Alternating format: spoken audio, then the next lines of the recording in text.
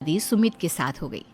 काजल के माँ बाप का एक कार एक्सीडेंट में देहांत हो जाने की वजह से उसकी पढ़ाई 9th क्लास के बाद हो नहीं पाई, क्योंकि काजल को उसके मामा जी ने पाल पोस कर बड़ा किया था, लेकिन उसे पढ़ाया लिखाया नहीं। काजल के अच्छे नेचर और उसकी सुंदरता को देखकर सुमित को वो पसंद आ गई और सुमित ने काजल के साथ शादी कर ली। शादी के बाद हमारी बहू भले ही कम पढ़ी लिखी है, लेकिन लाखों में एक है। सही कहती हो। पड़ोस वाले शर्मा जी अपनी बहू से बड़े परेशान हैं। उनकी कोई बात ही नहीं सुनती। अरे लेकिन हमारी काजल, वो तो हमारा खूब कहा मानती है और घर का काम भी कितने अच्छे से करती है। सही कहती है मम्मी।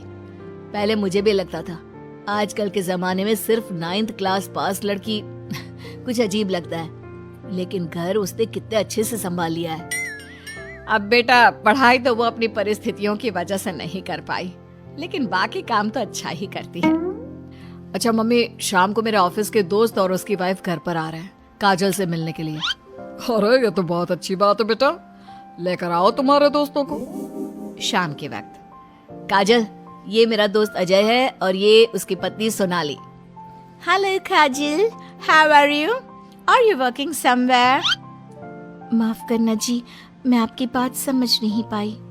आई एम सॉरी, मैं बस ये पूछना चाह रही थी कि क्या तुम कहीं पर जॉब करती हो या हाउसवाइफ हो? जॉब? आपका मतलब नौकरी ना, लेकिन वो मैं कैसे कर सकती हूँ?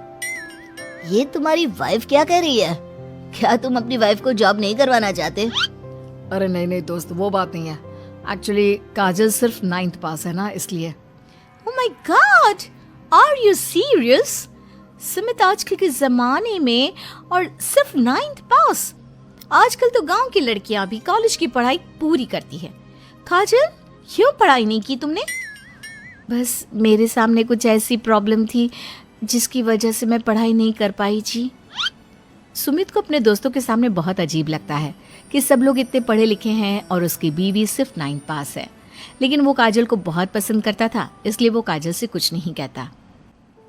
लगता है इनको इनके दोस्त के सामने बहुत अपमान जैसा महसूस हो रहा है। मुझे आगे की पढ़ाई करनी चाहिए, कम से कम 10वीं पास करना तो बहुत ज़रूरी लगता है। अगले दिन, मम्मी जी, मुझे आपसे कुछ ज़रूरी बात करनी थी जी।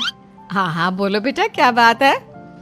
मम्मी जी, दरअसल मैं ना 10वीं क्लास की पढ़ाई करना चाहती हूँ, 10वीं पास करना चाहती हूँ।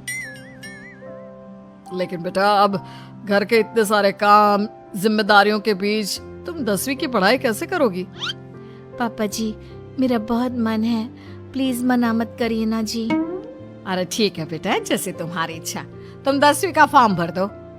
काजल खुश होते हुए वहाँ से चली जाती है। कुछ दिनों के बाद, मम्मी, क्या आपने सच में खुश होकर काजल को आगे की पढ़ाई करने की परमिशन दे दी? मेरा मतलब है, वो पढ़ाई करेगी तो घर का सारा काम, जिम्मेदारी कौन संभालेगा?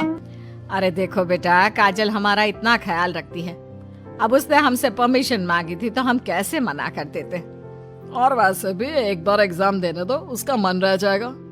तुम्हें क्या लगता है, अब शादी के बाद 10वीं की परीक्षा पास करना आसान होता है क्या?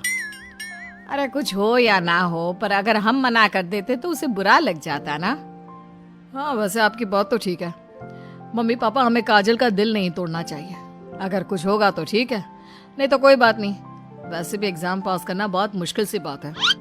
1 महीने के बाद, मम्मी जी, मुझे 10वीं का एग्जाम देना था, लेकिन एक प्रॉब्लम है। अरे क्या हुआ बेटा, बताओ मुझे।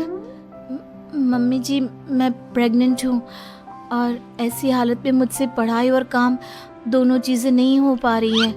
अरे कोई बात नहीं बेटा, तुम अंदर कमरे में जाकर आराम करो, हम कुछ सोचते हैं। काजल के जाने के बाद, मैंने कहा था ना, इसे अपने मन की कर लेने दो। हम मना करते तो बेकार में बुरा मान जाती। अब प्रेग्नेंट हो गई है, पढ़ाई तो वैसे ही नहीं कर पाएगी।